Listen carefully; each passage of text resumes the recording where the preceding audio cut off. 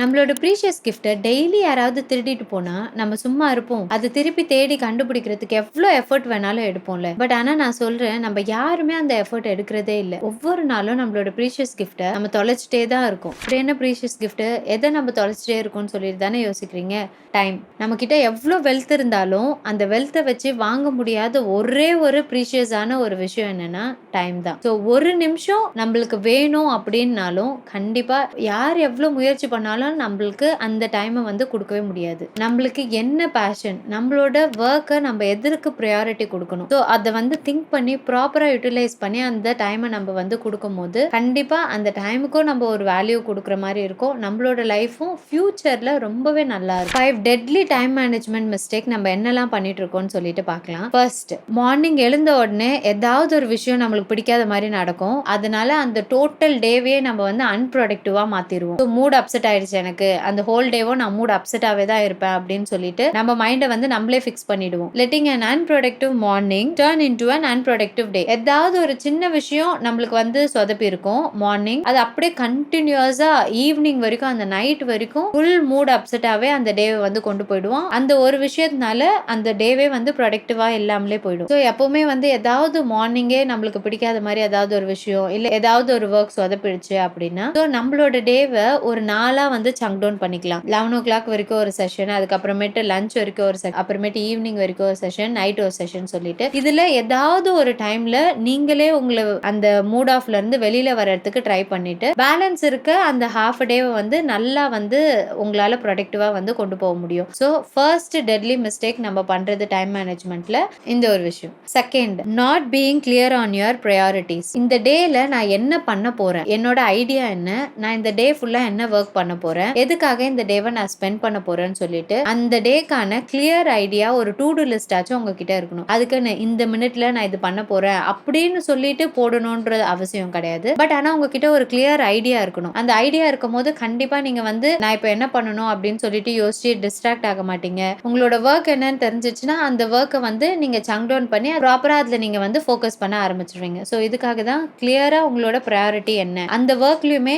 எது ரொம்ப இம்பார்ட்டன்ட் எது இம்பார்ட்டன்ட் இல்லைன்னு சொல்லிட்டு உங்களுக்கு தெரிஞ்சு அந்த ஒர்க்குக்கான ஃபோக்கஸை நீங்க வந்து ப்ரையாரிட்டைஸ் பண்ணி கொடுக்கணும். ஏதாவது ஒன்று அச்சீவ் பண்ணணும் அப்படின்னு சொல்லிட்டு நிறைய பேருக்கு மைண்ட்ல ஐடியா இருந்துட்டே இருக்கும். என்னதான் லைஃப்ல பண்ண போறீங்க அப்படின்னு கேட்டா நிறைய லிஸ்ட் போடுவாங்க. பட் அந்த லிஸ்ட் எல்லாத்தையுமே எடுத்து பார்க்கும்போது எல்லாமே சிலது எல்லாமே இம்பார்ட்டண்டா இருக்கும். பட் அதுல இருந்து என்ன பண்ண போறாங்க அப்படின்னு சொல்லிட்டு அவங்களுக்கே ஒரு கிளியர் ஐடியா இல்லாம இருக்கும். ஸோ அதுக்கு அந்த மாதிரி கிளியர் ஐடியா உங்களுக்கு வேணும்னா ஸோ நான் சொல்ற இந்த டெக்னிக்கை நீங்க ஃபாலோ பண்ணி பாருங்க. நான் சொல்ல போற இந்த ட்ரிக் வந்து வாரன் பஃபட் சொன்னது. 5 out of 25 லிஸ்ட். அதாவது உங்களுக்கு மைண்ட்ல தோன்ற எல்லா ஐடியாஸையுமே ப்ரையாரிட்டைஸ் பண்ணி எழுதணும். எப்படின்னா ஃபர்ஸ்ட் டு லீஸ்ட்னு சொல்லிட்டு ஒரு 25 ஐடியாஸ். கண்டிப்பா நம்மளுக்கு வந்து ஏதாவது ஒன்று பண்ணணும் அப்படின்னா நம்மளுக்கு ஐடியாஸ் வந்து நல்லா மலை மாதிரி கொட்டும். ஸோ ஃபர்ஸ்ட் உங்களுக்கு ஹையஸ்ட் ப்ரையாரிட்டி எதுவோ அதை ஃபர்ஸ்ட் எழுதிடணும். அதுல இருந்து ஒரு 25 ஐடியாஸ் இல்ல உங்களுக்கு ஒரு 10 தான் வருது மைண்ட்ல, ஒரு 15 தான் வருதுனாலும் நோ ப்ராப்ளம். உங்களுக்கு எவ்வளவு வரைக்கும் அந்த ஐடியாஸ் வந்து வந்துட்டே இருக்கும் அந்த லிஸ்ட்டை வந்து நீங்க ஃபர்ஸ்ட் ரெடி பண்ணிருங்க. 25 மேல போச்சுன்னா உங்களுக்கு ஜாட் டவுன் பண்றதுக்கு ரொம்ப கஷ்டமாயிடும். ஸ்டாப் அட் 25 ஓட நிப்பாட்டிருங்க. இப்போ அதுல 5 வரைக்கும் சர்க்கிள் பண்ணி வச்சுக்கோங்க. பேலன்ஸ் உள்ள 20யுமே அப்படியே ஸ்ட்ரைக் அவுட் பண்ணிருங்க. அது எல்லாமே உங்களுக்கு கம்ப்ளீட்டான ஒரு டீவியேஷன் இந்த ஃபர்ஸ்ட் 5 நீங்க பண்றதுக்கு. சோ அதுக்கப்புறம் அதை நீங்க திருப்பியே பார்க்க கூடாது. இந்த ஃபர்ஸ்ட் 5 நீங்க வந்து அச்சீவ் பண்ற வரைக்கும் வந்து இந்த ஃபர்ஸ்ட் 5ல நீங்க ஃபர்ஸ்ட் ப்ரையாரிட்டி எதுக்கு கொடுக்கணும், எது எனக்கு நல்லா வரும் இதை புரிஞ்சுக்கிட்டு அதை எடுத்து அந்த ஒரு ஒர்க்கை மட்டும் அச்சீவ் பண்றதுக்கு நீங்க ஒர்க் ஆன் பண்ணணும். ஸோ இப்படிதான் வந்து உங்களோட ஐடியாவை ப்ராப்பரா செட் பண்ணி அதுல உங்களோட ஃபோக்கஸ் கொடுத்து ப்ரையாரிட்டைஸ் பண்ணி அந்த ஒர்க்கை நீங்க வந்து ஸ்டார்ட் பண்ணணும். So have a clear idea to reach your goal. இப்படி நம்ம பண்ணும்போது கண்டிப்பா டைம் வேஸ்ட் பண்ணவே மாட்டோம். ஸோ இதை பண்ணலாமா அதை பண்ணலாமா அப்படின்னு சொல்லிட்டு மைண்ட் வந்து சேஞ்ச் ஆயிட்டே இருக்கும். ஸோ இதனால டைம் ரொம்பவே வேஸ்ட் ஆகும். ஸோ நம்ம இந்த மாதிரியான ஒரு ட்ரிக் மெத்தட் எல்லாம் யூஸ் பண்ணும்போது கண்டிப்பா நம்மளோட டைமை நம்ம வேஸ்ட் பண்ணாம நம்மளோட டைமை நம்ம சேஃப்கார்ட் பண்ணலாம். தேர்ட், பார்க்கின்சன்ஸ் லா. ஸோ கண்டிப்பா நிறைய பேர் இந்த பார்க்கின்சன்ஸ் லாவை கேள்விப்பட்டிருப்பீங்க. நம்மளுக்கு ஒரு ஒர்க் முடிக்கிறதுக்கு டெட்லைன்னு சொல்லிட்டு கொடுத்திருப்பாங்க. அவ்வளோ நாள் டைம் இருக்கும். நம்ம அவ்வளோ நாள்ல நம்ம அந்த ஒர்க்கை முடிக்காம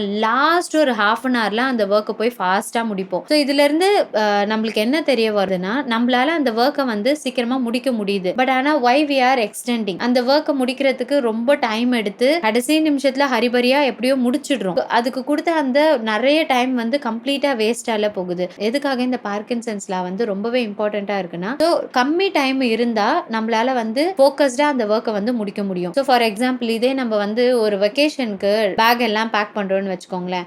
1 மந்த்துக்கு முன்னாடியே நம்ம வெக்கேஷன் பேக்கை வந்து பேக் பண்றோம்னா ஒவ்வொரு நாளும் ஒவ்வொன்றா எடுத்து வச்சுட்டே இருப்போம். நிறைய சில டைம் அங்க போனதுக்கு அப்புறமேட்டு வெக்கேஷனே நம்ம ஸ்டார்ட் பண்ணி போயிடுவோம். அங்க போயிட்டு இது மிஸ் ஆயிடுச்சு அது மிஸ் ஆயிடுச்சுன்னு சொல்லுவோம். பட் இதே வெக்கேஷனுக்கு ஒரு 1 or 2 டேஸ் முன்னாடி நம்ம பேக் பண்ணும்போது ஜஸ்ட் நினைச்சு பாருங்க, ஃபர்ஸ்ட் நம்ம எடுத்து வைக்கிறது வந்து நம்மளுக்கு ரொம்பவே இம்பார்ட்டண்டா தேவைப்படுற விஷயத்தை தான் நம்ம எடுத்து வைப்போம். ஸோ அதை ஃபர்ஸ்ட் ஃபில் பண்ணிட்டாலே பேலன்ஸ் நம்மளுக்கு தேவையில்லாத சில விஷயத்தெல்லாம் நம்ம மிஸ் பண்ணாலுமே ஒண்ணுமே பிரச்சனை கிடையாது. பட் ரொம்ப ப்ரையாரிட்டியா நம்மளுக்கு தேவையான விஷயத்தெல்லாம் ஃபர்ஸ்ட் எடுத்து வச்சுக்கிட்டோம்னா we are at the safe zone. So அதனால தான் இந்த பார்க்கின்சன்ஸ் லா வந்து ரொம்பவே ஹெல்ப்ஃபுல்லா இருக்கும். இந்த ஒர்க்குக்கு எவ்வளோ டைம் அலாட்மெண்ட்டோ அந்த டைமை மட்டும் கொடுத்து நம்ம ஃபோக்கஸ்டா பண்ணும்போது நம்மளால ஈஸியா அதை முடிச்சிட முடியும். பேலன்ஸ் உள்ள டைமை நம்ம வந்து வேஸ்ட் பண்ண வேண்டாம், வேற எதுக்காச்சும் யூஸ் பண்ணலாம் அப்படின்னு சொல்லிட்டு. Fourth, saying S too much. நம்ம நிறைய விஷயத்துக்கு பண்ணிடலாம் அப்படின்னு சொல்லிட்டு நிறைய எஸ் சொல்லிட்டே இருப்போம். ஒரு ஒர்க்ல நான் வந்து இன்டெல்ஜ் ஆயிருப்பேன், உடனே என்னோட ஃப்ரெண்ட்ஸ் வந்து எங்கேயாச்சும் கூப்பிட்டுருப்பாங்க, அதுக்கும் எஸ் சொல்லியிருப்பேன். இன்னொரு ஒர்க் வந்து பண்ணணும் அப்படின்னு நினைச்சிட்டு அதுக்கும் வந்து ஆப்ளிகேஷன்ஸ் போட்டிருப்பேன். இந்த மாதிரி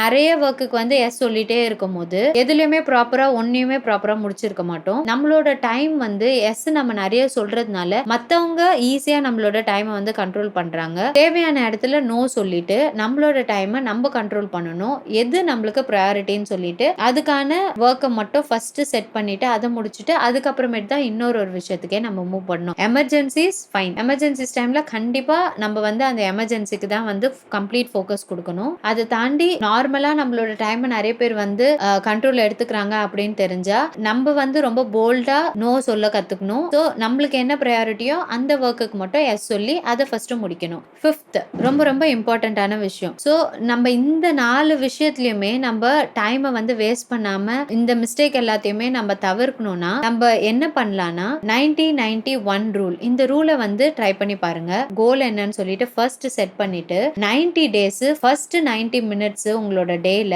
90 டேஸ் நீங்க அதை கொடுக்கும் போது கண்டிப்பா உங்களோட கோலை அச்சீவ் பண்றது யாருனாலுமே தடுக்க முடியாது. ஸோ 90-90-1 ரூலுங்கிறது டெய்லி 1 hour 30 மினிட்ஸ் கண்டினியூஸா 90 டேஸ், அதாவது 30 டேஸ்க்கு நீங்க அந்த ஒர்க்காக நீங்க ஃபோக்கஸ் பண்ணும்போது கண்டிப்பா நீங்க உங்களோட டெஸ்டினேஷனை போய் ரீச் பண்ணுவீங்க. ஸோ இந்த 90-90-1 ரூலை ட்ரை பண்ணி பாருங்க. உங்களுக்கு என்ன கோல் இருந்தாலும் சரி அந்த கோலை அச்சீவ் பண்றதுக்கு இதை நீங்க வந்து ஃபர்ஸ்ட் ட்ரை பண்ணி பாருங்க. கண்டிப்பா உங்களோட டிசைரை நீங்க வந்து அச்சீவ் பண்ணுங்க. இன்னொரு நல்ல வீடியோல உங்க எல்லாருமே சந்திக்கிறேன். until then it's bye from Jamila Fatima. Take care.